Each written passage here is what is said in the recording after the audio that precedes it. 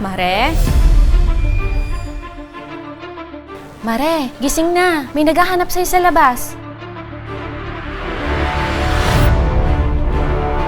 Diyos ko, Salve!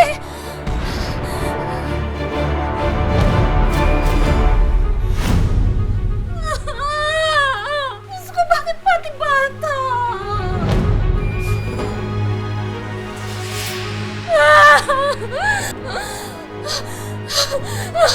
Tulong! Tulong!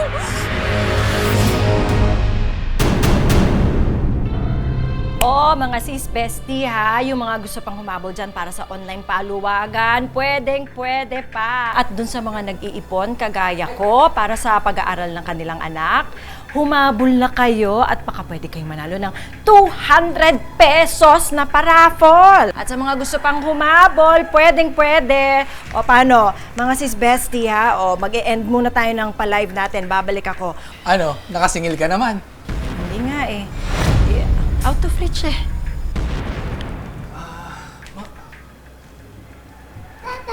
Oh, ito na pala tong dalawa eh. Oh. Dapat saan nanggaling eh. Hello ho. Naku, kahapon ko pa kayo tinatawagan eh. Reminder sana dun sa online paluwagan. Kayo na ho kasi yung... Bakit? May problema ba? Ayaw na akong sagutin eh. Scammer ka! Ang sabi mo, ganitong araw, bibigay mo yung pera namin. Bayad ka. Sino ka? Diyos ko, Salve!